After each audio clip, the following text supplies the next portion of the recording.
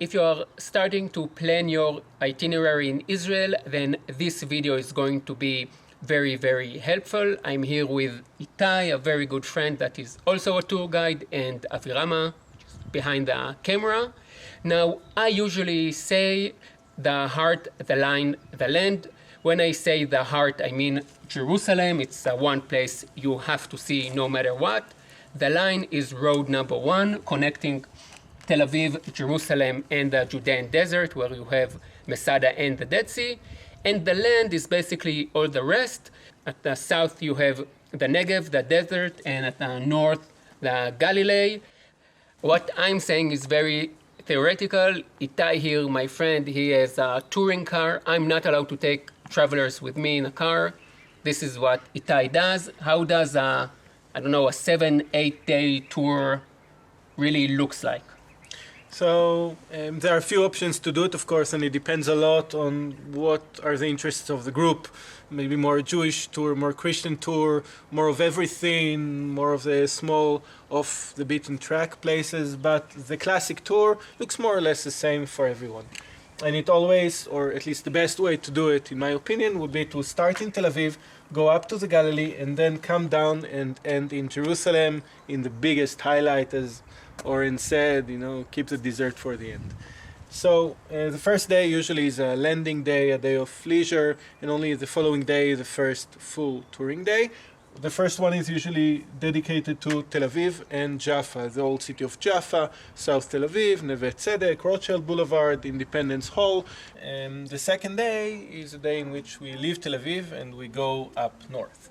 The first site would be Caesarea, one of the most amazing antiquity sites in Israel, a city built by King Herod more than 2,000 years ago. It's a must-see. From Caesarea, we're going to Haifa for the beautiful lookout of the Baha'i Gardens, overlooking the entire north of the country on a day with good visibility.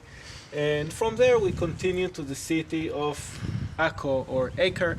Akko is one of the most magnificent old cities in the country, beautiful markets right on the sea, and the antiquity there are not less than mind-blowing.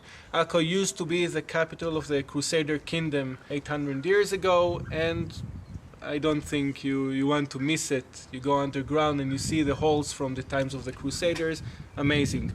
This is a full day, but if you manage to do things a bit quicker and you have a lot of energy still left, you can also try to make it to Rosh Hanikra on the same day, where you will find grottos going underground right by the sea. It's beautiful. On the winter time you should check it, because when the waves are high you cannot really go in and do the full walk. After finishing either in Akko or in Rosh Hanikra, usually my recommendation is, if you want to see the Golan Heights, is to continue all the way to the finger of the Galilee in the area of Kiryat Shmona, where you have many options of places to stay. Many of the kibbutzim in that area has hotels, both on the more basic level and on the high-end level. I will say that if you are traveling by yourself without a guide, I don't think you can see all of it, like Caesarea, Haifa, Akko, the grottos, and the driving in one day. You can do it maybe in 2 days or leave one site out. But this is a really full day that you can only do it with a guide. Yes. Okay, so like we said, 2 nights in Tel Aviv, and then how many nights in the Galilee? Two nights is usually is enough. And this leaves room for the following day, which is dedicated to the area of the Golan Heights. There are so many things to do there, so many beautiful nature reserves. What I like to do and I recommend is to start the day with Tel Dan. Tel Dan is both a beautiful nature reserve and an antiquity biblical site, where you can see an actual biblical city with a very interesting story that took place there.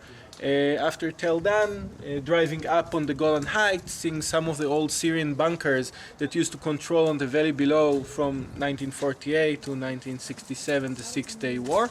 after which we usually go all the way to the border. You can stand there on a hill called Mount Bental, look over to the Syrian border, see Syria from a mile away.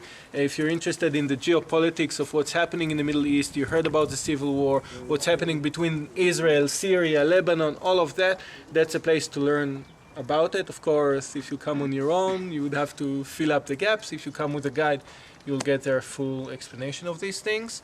And the next thing after doing so many active things is, of course, to have a good glass of wine. The Golan Heights is one of the best places in the country for boutique wineries. It's really fun and enjoyable to stop at one of them for a good tasting activity. So the following day is a day in which we are leaving the north, and we're going all the way from the north to Jerusalem.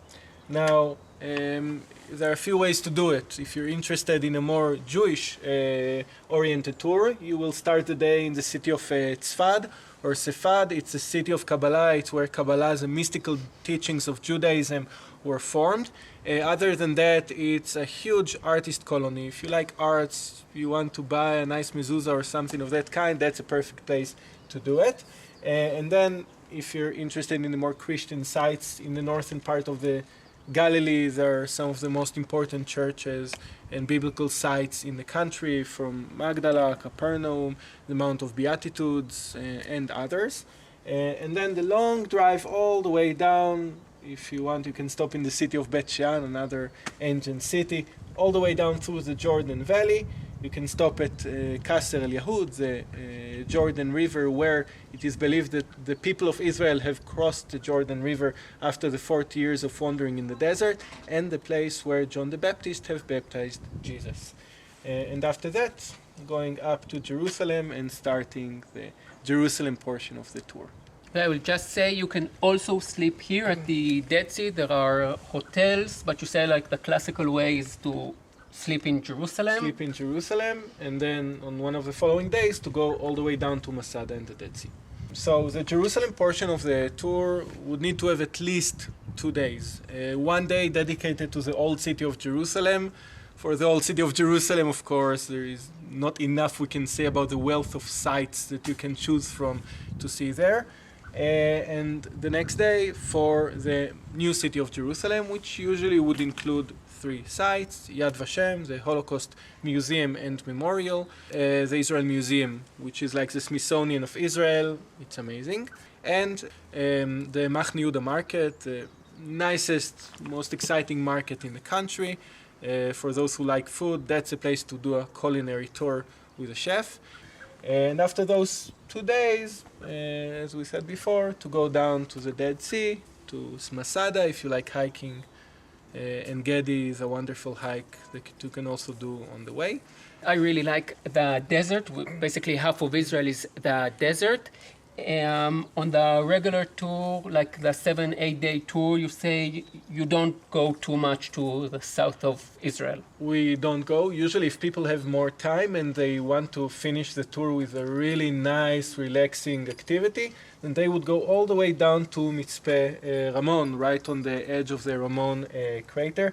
It's an amazing place. The views are spectacular. And a few years ago, one of the nicest hotels, spa hotels in Israel, was opened there. Its name is Bereshit.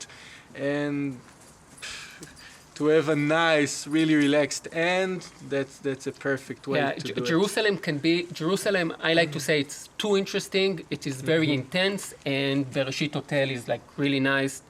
You can have 2 nights in the desert, but it's a luxury hotel. There are also hostels and medium-range hotel, and then basically back to the airport. Usually from there people would go straight to the airport to finish the tour. I would just say that from Bereshit, if you're there, you can do a jeep tour of the Ramon crater. It's the best place in Israel to do star observation. So they have astronomers there that are doing night activities when you go to the desert, and they explain you about the stars, rappelling activities on the cliff. So it's also a place if you're outdoorsy and you want to do some of these things. Bicycle tours. Yeah. And of course, hiking. That's it. If you have any questions, then leave them down below. And what about the prices of a guide with a car, without a car? A guide without a car would usually cost between $350 to $450 a day. It really depends on the guide and the itinerary. A guide with a car would usually ask for between $600 to $700 per day, depending also on the itineraries and mileage, where he lives.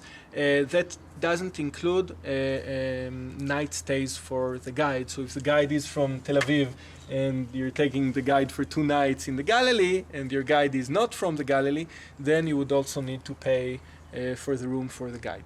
Or you can take a guide from the Galilee, like Avirama.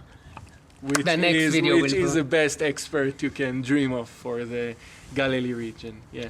That's the prices if you approach the guide directly. If you would go to a tourist agency, they would usually ask for a bit more. Not much, but they will ask for a bit more. I will leave all what we talked about down here below, also the contact information of Itay. And that's it. See you in the next video. Yalla bye. Yalla bye.